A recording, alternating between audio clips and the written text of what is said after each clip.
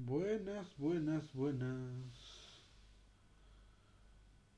Pues sí, estamos aquí reunidos otra vez. Al día de 26. Se acercan las navidades.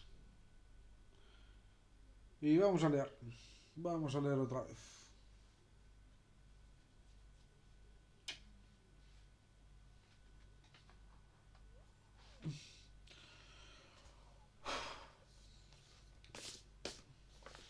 Joder, no está acumulando polvo. Tengo que echar una limpieza a esta habitación que está cogiendo más polvo que su puta madre.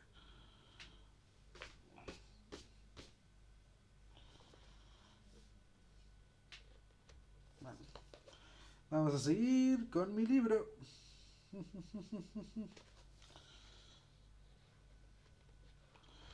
Lo tengo tan aparcado y ya está cogiendo polvo.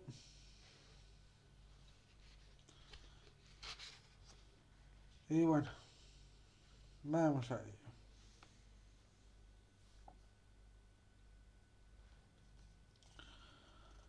A Alexia le daba vueltas la cabeza. Estaba, como se solía decir, groggy. ¿Qué había pasado? Sabía que había estado dándole su merecido al hijo puta nazi de Rex. Pero ¿por qué estaba todo oscuro y le dolía todo el cuerpo? ¿Estaba enterrada? ¿Y Vicky y las demás? Escuchó ruidos rocosos encima de ella y entonces entró algo de luz por una abertura. Efectivamente, estaba enterrada entre un montón de escombros de hormigón. Alguien apartó una roca que le impedía ver y vio a una personita. Era una niña, una de las hijas de Gustavo y Mariluz. Ella siguió apartando escombros y liberó a Alexia. Esta se incorporó y observó a la niña. Gracias. ¿Cómo te llamabas? Preguntó la mujer. Marciela, ¿me ayudas a encontrar a mis padres y a mi hermana? Marciela no tendría más de 9 años. Frente al pelo rosa de Alexia y su cuerpo fibroso, ella tenía el pelo oscuro y era bajita, incluso para su edad. Llevaba una pequeña mochilita a la espalda. Alexia esperaba que su familia no hubiera muerto, ya que una niña como ella, como aquella, sola en esa situación, no sobreviviría ni de broma. El recuerdo del niño muerto y su perrito destripado le volvió a la mente. Mirando a su alrededor, todo destruido. No supo ubicarse dentro del centro comercial. La única luz provenía de un agujero en lo que antes debía ser el techo, que ahora estaba agrietado y amenazaba con derrumbarse sobre ellas. Supo también por la luz que afuera estaba ardiendo todo. No tendría mucho tiempo. Te ayudaré si tú me ayudas a encontrar a mis amigues. ¿De acuerdo? Contestó Alexia. La verdad era que en sus 20 años la luchadora de MMA nunca había sentido tanto miedo, pero viendo la tranquilidad con la que Marciela se tomaba las cosas se sintió inspirada. O a lo mejor Marciela simplemente estaba en shock. Alexia se levantó de entre los escombros y se dispuso a caminar con la niña. Pero entonces, entre las rocas de al lado, apareció una mano. Alexia reconoció los tatuajes, el yugo y las flechas en el de la mano. Suspiró. Mala hierba nunca muere. Marciela. Enseguida se dispuso a retirar las rocas de hormigón y apareció Rex, sangrando por la cabeza, rapada y tosiendo. Se arrastró hasta Marciela y la abrazó. ¿Nos ayudas a encontrar a mis padres y a mi hermana? Preguntó la niña. Claro, claro, musitó Rex aturdido, que entonces vio a Alexia. Puto cabrón marica chupapollas. Se dirigió hacia ella para golpearla, pero Marciela lo retuvo.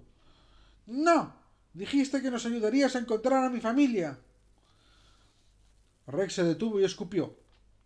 Le hizo un gesto a Alexia conforme aquello no había terminado. Los tres recorrieron lo que quedaba del centro comercial y al cabo del rato encontraron las escaleras mecánicas.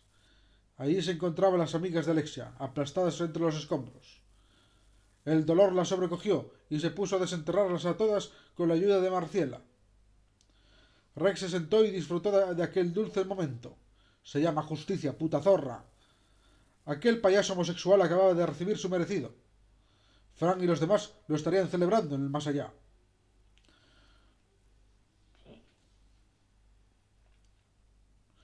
Estuvieron una hora retirando los escombros y las sacaron. Una de ellas tenía el cráneo partido por la mitad y los sollozos de Alexia se escucharon por todas partes. Retiraron los 5 cuerpos a un lado y todas estaban muertas. Y entonces encontraron a Gustavo y a las hermanas y a la hermana de Marciela, Marica. Ahora lloraban las dos. También estaban muertos. Fue Rex el que retiró ambos cuerpos, dándoles a las otras dos el tiempo necesario para llorar y descansar. Al fin y al cabo, la niña no tenía la culpa de lo que habían hecho los anarquistas. Estarás disfrutándolo, ¿no? Le dijo Alexia al otro, mientras depositaba el cuerpo de Gustavo junto con los demás cadáveres. Los cubanos no eran mala gente. No tuvieron tiempo de decirlo, pero dudo que tuvieran nada que ver con lo que hicisteis, afirmó Rex, serio e impasible. También dudo que lo aprobaran si lo hubieran sabido. Tú eres un ser despreciable. Tendrías que haberte muerto con los demás. El odio de Alexia se dejó ver en sus ojos otra vez, marrones parduzcos que contrastaban con los verdes manchados de Rex. Pues aquí estamos, Alex, le provocó el neonazi, llamándola por su nombre masculino. ¿Quieres morir, Rex? Ahora estoy dispuesta a matarte con mis propias manos. Ella lo miró a los ojos. Sería irresponsable, ¿no crees? Respondió con una risilla burlona. Si no encontramos a la cubana con vida, Marciela dependerá de nosotros dos. Ahora no podemos permitirnos el matarnos entre nosotros, aunque yo mismo lo desee. El hecho de que hablara de forma razonada y convincente no hizo más que aumentar el odio de Alexia que Alexia sentía por aquel cabronazo. Entonces se puso en pie y le ofreció la mano. Pues vamos a encontrar a la madre de esta niña y a Vicky, que no lo hemos encontrado aquí. Rex le cogió la mano y le sonrió burlonamente. La endeble tregua entre ambos volvía a estar vigente. Marciela, Alexia y Rex bajaron por las escaleras mecánicas, sorteando los escombros que aún quedaban y se colaron por un hueco que llevaba hasta la planta baja. Allí las cosas no mejoraban. Todo estaba igual de destruido y reinaba la oscuridad. Marciela rebuscó en su mochila y sacó una linterna y llamó ¡Mami! El haz de luz proveniente de la linterna revelaba que los daños estructurales del centro comercial eran peores allí abajo. La parte de la plaza elíptica que más daños había sufrido era la cara norte, bajo la que ahora se encontraban. Las tiendas que rodeaban el recibidor central estaban completamente destruidas. Mientras exploraban escucharon lo que menos ganas tenían de escuchar en esos momentos. Marciela había traído a un par de zombies llamando a su madre. Rex y Alexia se pusieron de acuerdo con una sola mirada de ocuparse cada uno de ellos. La luchadora le hizo una llave al suyo y lo lanzó al suelo. Allí le aplastó la cabeza con una roca. Rex cogió al que le tocaba por el cuello y golpeó con su cabeza en un bloque de hormigón que se había desprendido del techo hasta que el zombi dejó de moverse. Ambos no se dieron cuenta de que en un momento se habían quedado a oscuras. Marciela se había ido. ¿Y la puta niña? Dijo el chico ansioso. ¡Marciela! Llamó Alexia. ¡Aquí! Respondió la niña a lo lejos. Los dos adultos siguieron el sonido de su voz. La encontraron inclinada sobre un cuerpo que tenía una pierna aplastada bajo un bloque de hormigón. A Alexia se le encogió el corazón. Era Vicky. Por favor, no. Vicky, despierta, cariño. Sollozó la chica, colocándose al lado de la niña. Vicky se despertó a duras penas y un rictus de dolor atravesó su rostro. ¿Qué ha pasado? ¡Mi pierna, joder, duele! Se quejó el anarquista. Se incorporó y vio su pierna aplastada bajo el bloque de hormigón. ¡Mierda! Me estoy mareando. Aguanta, Vicky. Todo va a salir bien, dijo Alexia. ¿Y las demás? Preguntó el convaleciente. Están muertas, todas. Gustavo y su hija también. No encontramos a Mariluz. Entonces, ¿por qué me dices que todo va a salir bien, imbécil? Lloró Vicky. Entonces vio a Marciela. Lo siento, niña. Si buscas a tu madre, no busques más. Caímos las dos juntos. Las dos juntos aquí. Caímos los dos juntos aquí abajo. Ella murió en la caída. Yo caí encima de ella, por eso estoy vivo. Y luego cayó el puto bloque este y la aplastó. A mí me hizo tanto daño que me desmayé.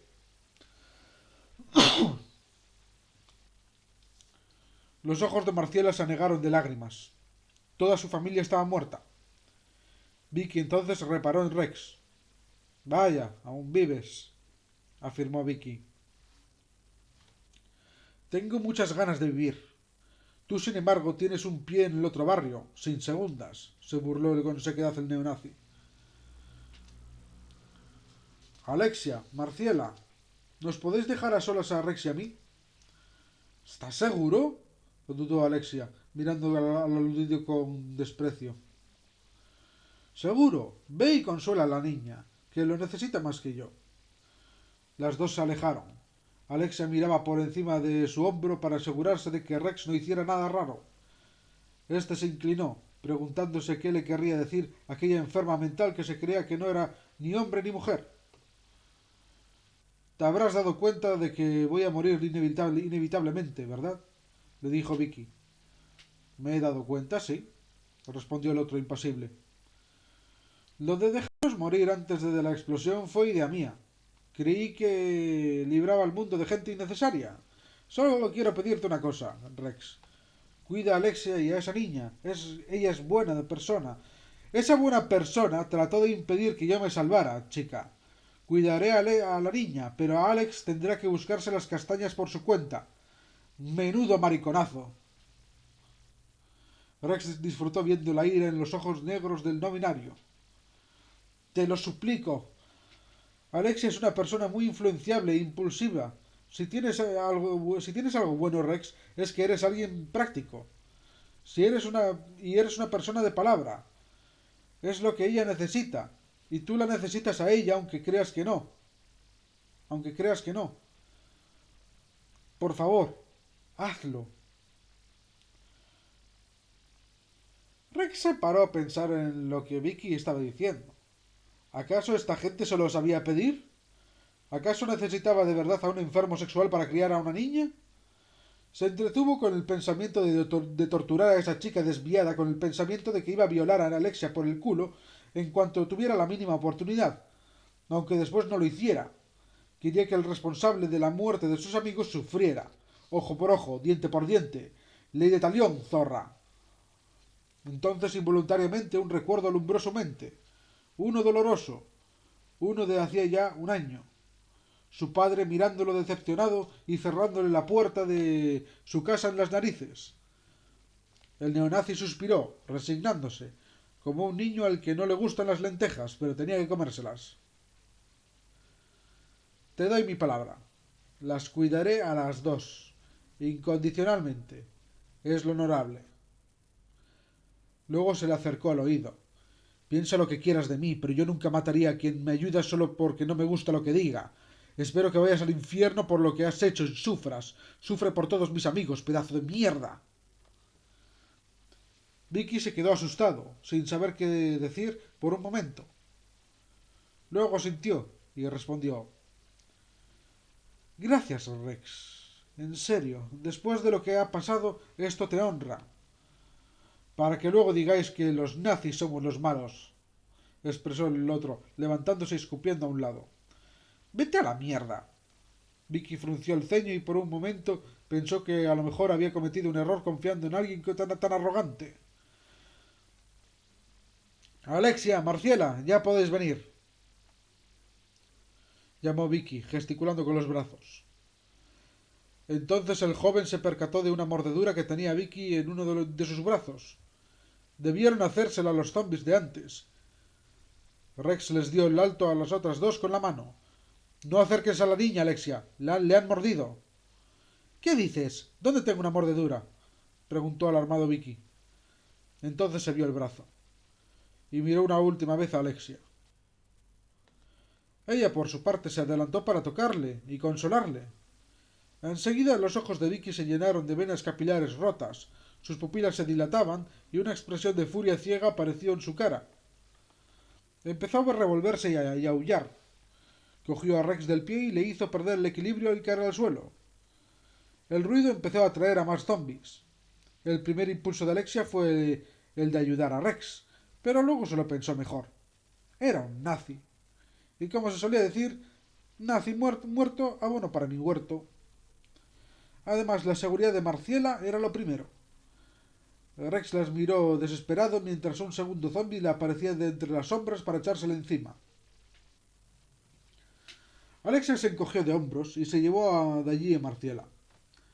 Encontraron una salida entre los escombros y no volvieron la vista atrás, aunque los gritos de Rex les acompañarían durante el resto de sus vidas.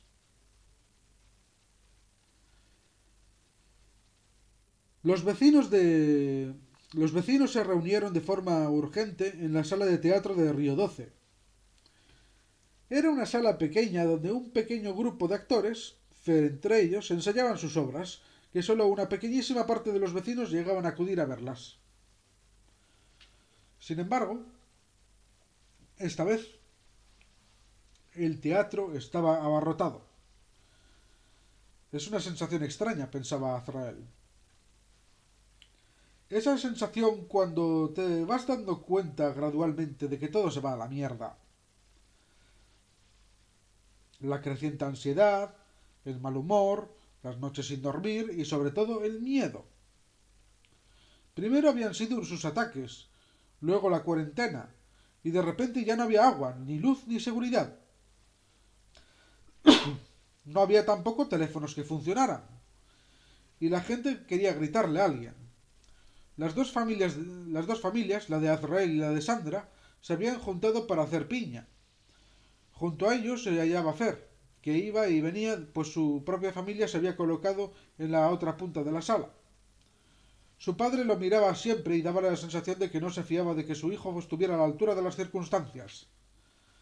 En ese momento hablaba por el micrófono inalámbrico una señora muy asustada, de las que Azrael tenía identificada como una de las que habían acuchilleado sobre él. «Ya os digo yo que esto es culpa de los inmigrantes ilegales», decía ella muy convencida.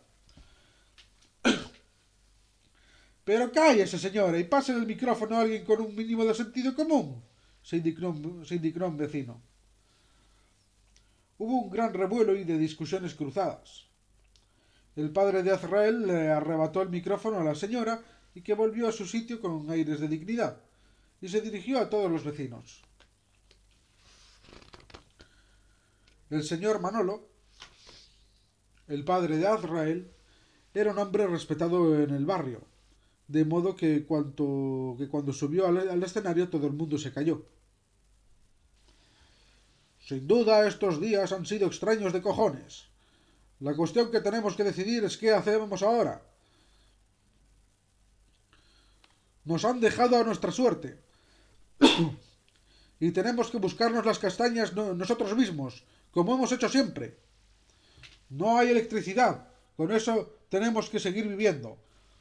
No hay agua, pero por suerte sigue habiendo una fuente de agua potable comunitaria en el barrio, así que tendremos que usarla. Además, están los pozos que algunos de los vecinos tenemos en nuestras fincas.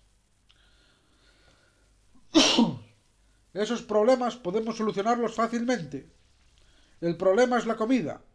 Mi carnicería, el supermercado, la pescadería y la frutería se van a quedar eventualmente sin género, y de algún lado tendremos que comer.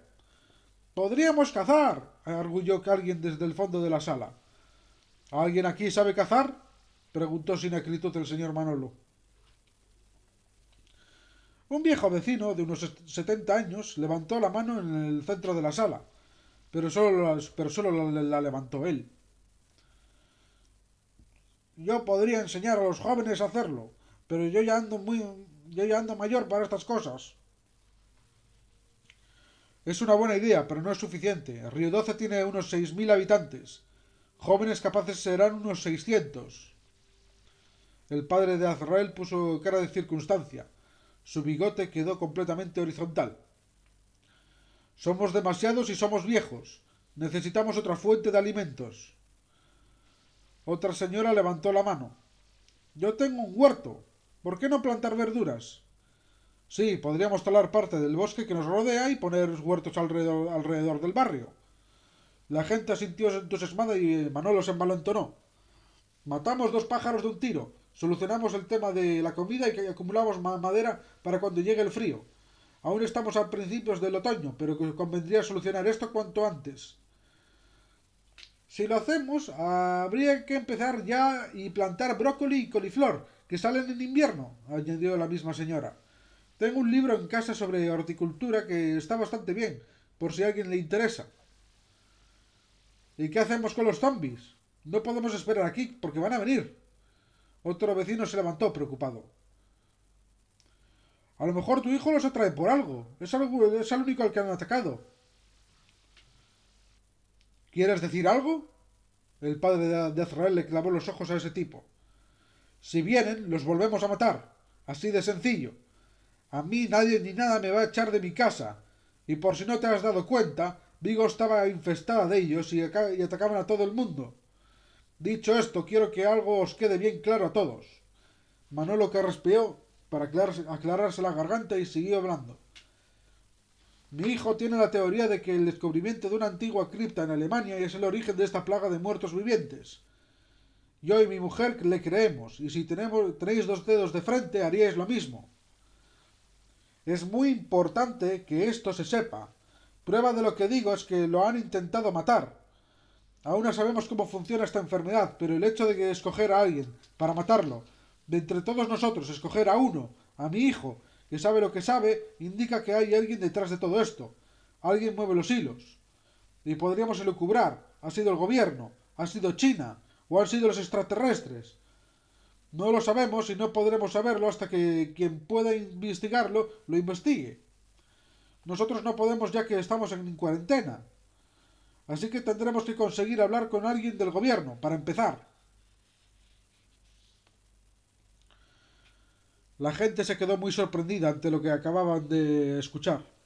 Muchos de ellos ya habían escuchado rumores sobre la teoría descabellada de Azrael, pero dicho tan claramente nunca lo habían oído. ¿Qué tiene que ver una cripta con todo este rollo? Preguntó el señor Braulio, dueño del gimnasio. No era mal tipo, pero cuando algo le sonaba a chino, desconfiaba. Azrael se levantó y se subió al escenario. Su enormidad metía de respeto, y la gente no dijo nada. Su padre le cedió el micrófono. La cripta de Arth está en el centro del foco epidémico de Alemania, justo en medio del Parque Nacional. Azrael se mesó la larga barba pensativo. No se puede saber con seguridad, pero si abrieron una de las tumbas, puede que liberaran la enfermedad. No es raro que las tumbas antiguas liberen gases venenosos o enfermedades infecciosas. Yo he investigado un poco el tema. ¿Y por qué querrían matarte por pensar eso? Preguntó la madre de Sandra. Porque si alguien tiene interés en que se propague la enfermedad, lo último que querría esa persona es que se sepa cuál es el origen de la misma. Azrael reparó por primera vez en aquello. Sus ojos azules, como el cielo, se volvieron hacia el techo y musitó.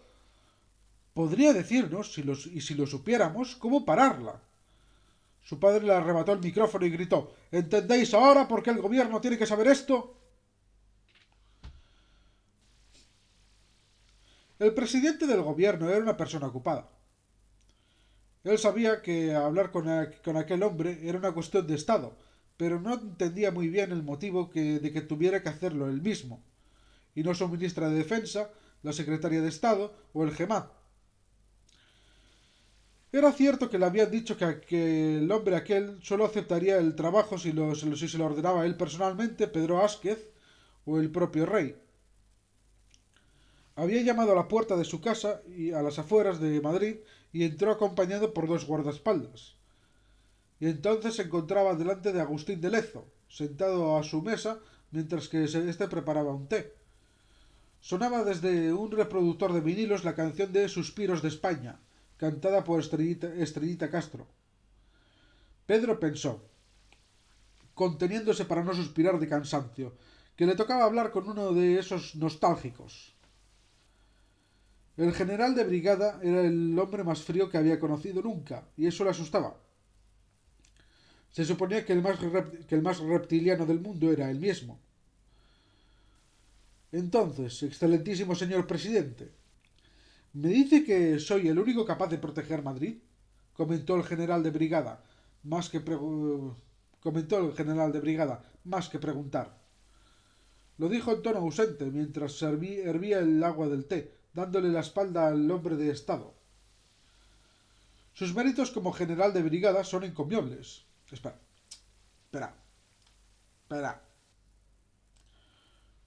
Sus méritos como general de brigada son encomiables, y su actividad como miembro del Grupo de Operaciones Especiales lo convierte en el mejor candidato para la protección de la capital, respondió Pedro Asquez. ¿Por qué proteger solo Madrid? Insistió Agustín de Lezo, esbozando una mueca cruel sin que le viera nadie. ¿Acaso da por perdido el resto del país? ¿Qué? ¡No! Este cabrón sabe algo, pensó el presidente enseguida. No le gustaba a ese hombre, demasiado preguntón y más inteligente que él. En el gobierno queremos ser precavidos y la capital es el punto más importante del país. No podemos permitirnos más problemas como el de Vallecas. Sí, me han comentado que se ha levantado una cuarentena en ese barrio. Las cosas deben estar realmente mal ahí dentro. Pero no me extrañaría que no me haya pedido todavía. Pero me extraña que no me haya pedido todavía que entre allí a poner orden. Comprenderá usted que tengo que entender cuáles son las órdenes exactas. El militar se giró y llevó las 2 tazas de té a la mesa y se sentó junto al presidente. Lo que le pido es sencillo. Si tiene que entrar en Vallecas, entre. Pedro Asquez hizo un gesto con las manos como diciendo: es cosa tuya. Eso es cosa tuya. La cuestión es que impida que nada ni nadie entre o salga de Madrid. No me malinterprete, no es una cuarentena en la capital, no es por motivos sanitarios, es una cuestión militar. Ya veo, expresó Agustín de Lezo sin expresar absolutamente nada. Acepto la misión, dijo el general de brigada, pero antes de que el presidente respirara aliviado continuó. Hay, sin embargo, unas condiciones innegociables. Ha llegado a mis manos un informe de un amigo, de un amigo y de otro amigo. Ya sabe cómo van estas cosas. En ese informe dicen que usted ha firmado la orden de bombardear Vigo ayer. El presidente se quedó perplejo. ¿Cómo ha conseguido? Desechó ese pensamiento. Ella haría una purga ministerial o dentro de su gabinete cuando tocase. La cuestión era que tendría que pagar ahora. En el gobierno no podemos ni corroborar ni desmentir esa información, dijo Pedro Asquez, visiblemente contrariado y enfadado. Venga ya, presidente. No soy una reportera amarillista del 3 al cuarto. Por primera vez Agustín de Lezo se rió, aunque fuera de forma sarcástica. Como sabe, entre la prensa habrá rumores acerca de esto, pero usted lo puede controlar perfectamente y nadie publicará nada al respecto. Pero con este informe, en el que se cuenta que en Vigo la mitad de la población aproximadamente aún seguía viva y coleando, 150.000 personas pasando al otro barrio de un plumazo, bueno, no puedo ni imaginar que si eso se publica usted durará un solo día más en el cargo. Así que mis condiciones son claras. Una mueca avariciosa e irascible y un tono de voz gélido. Yo aceptaré proteger a Madrid, pero esto será mi puñetero cortijo. Se hará todo a mi modo, o no se hará. Y usted empleará todos sus jodidos esfuerzos en detener lo que está ocurriendo en Galicia. Soy un puto patriota y me da asco que usted esté planeando dejar que el país caiga con tal de salvarse el culo. Hará lo que le digo o me encargaré de que el siguiente... Cállese, dijo entonces el presidente, mostrando los dientes en una expresión agresiva. Odiaba ponerse así, ya que acentuaba las arrugas de su rostro. Patriota, dice el cabrón. Usted ha puesto sus putas condiciones, pero déjeme decirle que usted no se me va a subir al pecho. Si usted me hace caer, dudo que el siguiente presidente del gobierno sea tan receptivo como yo. Tendrá el control suficiente en Madrid, pero los asuntos de fuera de Madrid son míos. Usted no tiene nada que decir y nada que opinar, ni se atreva a levantarme la voz más de lo debido. Así que dígame de una puta vez, ¿hay acuerdo o no? Agustín de Lezo miró al techo.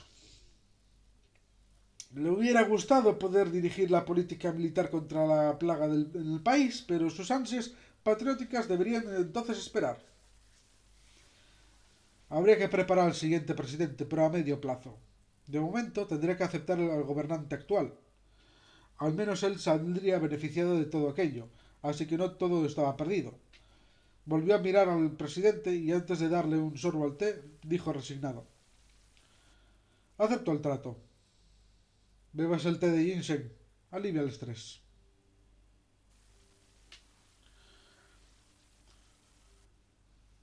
Meister, bitte glaube mich, ich habe getan so viel ich könnte. Vigo ist zerstört. Amo, por favor, créeme. He hecho todo lo que he podido. Vigo está destruida. Imploró patéticamente Udo. Udo había llevado una vida razonablemente tranquila en uno de los pueblos que estaban dentro de los bosques de Arts. De vez en cuando, con sus amigos hackers, le tiraban abajo una página del gobierno con sus ingeniosos ataques de DOS. Además, su pueblecito no era un sitio donde uno se esperase encontrar a uno de los mejores informáticos del mundo. Además, por seguridad, nadie sabía lo bueno que era él con los ordenadores. Cierto era que para ganarse la vida se los arreglaba la gente, pero nadie sabía hasta entonces nadie sabía hasta dónde llegaban sus talentos. Vivía con su novia, a la cual tampoco era que la amara, pero al menos de vez en cuando tenía algo de sexo gratis y se llevaban razonablemente bien. Apreciaba tener a alguien con quien discutir de Juego de Tronos, Star Wars o The Walking Dead. Udo se podía decir que no era del todo feliz. Udo se podía decir que no era todo lo feliz que hubiese podido. Pero vivía tranquilo y él era alguien que sabía apreciar ese tipo de cosas. Pero todo cambió cuando Hans Steiner mató a todo el pueblo. Él había corrido desesperado con su novia por la calle para ponerse a salvo en los bosques, pero Hans Steiner los encontró. Los encontró a él y una horda entera de zombies. Los encontró él y una horda entera de zombies. Udo, haciendo gala de su inteligencia, lo convenció para que le dejara vivir ofreciéndole sus servicios como informático. No fue fácil, ya que ese tipo parecía haber salido de una caverna de Platón donde habría pasado los últimos siglos. Hasta quiso saber quién dirigía ahora el imperio germánico. También trató de que perdonara a su novia, pero con ella el nigromante no tuvo demasiados miramientos. Comprueba cómo me llegué a sentir yo, dijo aquel desalmado. Acto seguido, varios zombis armados con hachas empezaron a hacerle cortes, descuartizándolo sin piedad delante de Udo. La pobre gritó y gritó pidiendo la ayuda. Acabó en varios pedacitos irreconocibles. Hans Steiner, su amo, ahora observaba cómo ardía Hannover, desde una distancia segura. Vestido con una sudadera con capucha negra y unos pantalones de chándal también negros, Udo no podía dejar de pensar que el hombre más aterrador del planeta parecía un puñetero yonki. El eco de los gritos, los disparos y las explosiones eran como música para él. Descubrió que le encantaban las armas modernas. Era una capacidad de destrucción no mágica que le habría resultado inimaginable hacía tan solo un mes. De hecho, se había agenciado una pistola. No lo necesitaba, pero le servía para intimidar al ingenuo de Udo. Udo había resultado ser útil. Todo un golpe de suerte para el maquiavélico Hans Steiner. Él necesitaba saber cómo funcionaba el mundo moderno y su siervo había servido para eso, pero también para muchas otras cosas, y para las que serviría. Cuando se enteró de que existía una profesión llamada periodismo, que se encargaba de divulgar entre la gente información de todo tipo, de la, de la existencia de una cosa llamada Internet, que hacía que esa gente pudiera acceder a la información publicada por periodistas de manera casi instantánea, y que la localización de su tumba había sido publicada, un súbito terror atenazó al nihilista y misántropo nigromante. Su resurrección tenía sus limitaciones. Le había dado poderes sobrenaturales, pero también había condiciones. El diablo siempre tenía condiciones. De modo que Udo resultó otra vez inmensamente útil, pues el joven alemán tenía una gran habilidad manejando esos trastos llamados ordenadores. Hans aprendía increíblemente rápido muchas cuestiones debido a su gran inteligencia y memoria fotográfica. Pero aprender a hackear era algo para lo que no tenía tiempo en ese momento. Así que Udo, con la sencilla promesa de hacerlo inmortal, se dedicó a atacar toda fuente de información que hablara sobre la tumba de Hans Steiner.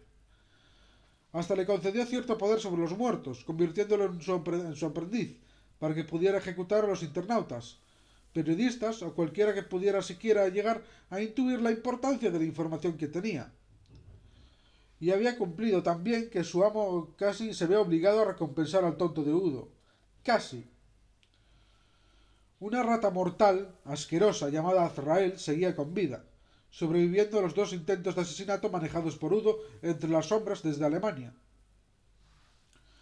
Ese insignificante humano se resistía a morir, de modo que desde Alemania Hans Steiner tuvo que dejar de centrarse en la conquista del mundo para atender al asunto vigués. Finalmente, el gobierno español decidió bombardear la ciudad destruyendo el creciente ejército de no muertos. No importaba. Lo que estaba muerto no podía volver a morir. Entonces el nigromante posó sus ojos lechosos en el informático. Udo había fracasado al no evitar que aquel militar diera la orden de purgar Vigo, pero le recompensaría de todas formas. Hans Steiner le concedería la vida eterna. Claro que sí, allí, a la luz de las llamas de Hannover. Hans Steiner le ordenó a Udo: Sí, Dijaos, desnúdate. Udo ya conocía lo suficiente a ese hombre horripilante como para no cuestionar lo que se le ordenaba. Se quitó los pantalones, la chaqueta, los calcetines y los calzoncillos. El nigromante lo observó, viendo lo poco amenazante que resultaba con ese pene arrugado y el abdomen hinchado de tanta cerveza. Eso cambiaría. Eso cambiaría. Alzó los brazos. Poco a poco unas chispas verdes empezaron a electrificar las manos de Hans Steiner hasta que 2 rayos surgieron de ellas e impactaron con violencia sobre Udo. El nigromante pretendía reiniciar el noble linaje de una especie que empezó con Jesucristo y acabó con Elizabeth Bathory, los vampiros. El bueno de Udo se revolvió en el suelo mientras el poder nigromántico le calaba los huesos, transformando su anatomía. El iris de sus ojos se volvió púrpura. El dolor era indescriptible. Sus pulmones desaparecieron, pues ya no necesitaría respirar. Sus huesos se endurecieron, así que casi ni el acero podría competir con su resistencia. Romper sus huesos resultaría una tarea ardua y trabajosa. La barriga cervecera fue sustituida por un vientre musculoso. Sus colmillos se alargaron, su piel palideció, adquiriendo un sutil tono violáceo, y se hizo vulnerable al sol. Siempre había que pagar un precio. Su corazón fue recubierto por una fina lámina de hueso que para que fuera más difícil arrebatarle su no vida. Su estómago se vació de ácido gástrico de modo que se pudiera adaptar para solo poder consumir sangre, y sus ojos púrpuras se adaptaron para poder ver lo invisible. Sí, podría ver a través de la carne, de la piedra, del metal y de la oscuridad, a unas distancias inimaginables, incluso para un águila. Por último, Hans Steiner le daría a Udo un último regalo, algo que solo sus descendientes, después de siglos de consumo de sangre, alcanzarían: alas. Unas alas membranosas le salieron de los omóplatos, fuertes, terribles. monstruosas. Al fin, el nigromante terminó. Observó su obra con orgullo. Udo se levantó furioso. Te aconsejo que practiques tu español, Udo, dijo Hans con un marcado acento alemán. Ahora te toca viajar. Ve a Vigo y aniquila a todo el que intuya algo sobre mi tumba. Warum sollte ich dich gehören? Ay. Warum sollte ich dir gehören? Jetzt bin ich unbesiegbar. ¿Por qué debería obedecerte? Ahora soy invencible, gritó Udo, borracho de poder y enfadado. Sentía la fuerza de 10 personas en cada célula de su cuerpo. Su voz atestiguaba la fuerza de alguien capaz de partir una piedra con su mano hasta reducirla a mero polvo. Pero Hans Steiner solo tuvo que alzar una de sus manos para empezar a arrebatarle su nuevo poder a Udo. Volvió el dolor, y Udo emitió un chillido que debió escucharse hasta Hannover mientras que se retorcía en el suelo. Era un grito agudo que no hizo más que darle un ligero dolor de cabeza al nigromante. ¿Has olvidado quién es tu amo? Dijo Hans, serio e implacable. Obedece y sé recompensado. Desafíame y muere. Tú decides. El nigromante dejó de torturar a su siervo. El mensaje estaba claro. Udo se volvió a levantar y se arrodilló. Avigo Joir, mi amo. Avigo Joir. Su español daba asco. Y con esto y un bizcocho, creo que lo vamos a dejar aquí. Hemos avanzado razonablemente rápido. Tampoco es tan largo este libro.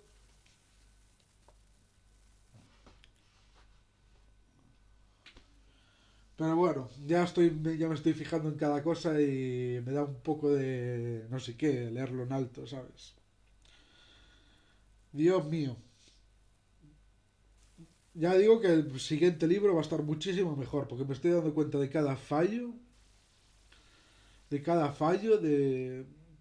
por andar con prisas. Esto me pasó por andar con prisas. Pero bueno, de momento yo sigo escribiendo. Aún falta un poco para que saque el siguiente, pero no tanto como alguno pueda pensar. Yo no me pongo como George R. Martin durante 4 años a escribir un libro. Espero no tardar tanto. Pero bueno, vamos acelerando el proceso. Vamos sacando cosas adelante. Bueno, por ahora ya voy a decir que no os suscribáis, no le deis a like, no compartáis, nada sirve de nada. Nada es verdad y todo está permitido, como decía en Assassin's Creed. Nihilismo, estoicismo, cinismo, todo es una mierda. Vamos a morir todos, la guerra civil se aproxima. Que venga ya ese meteorito. Adiós.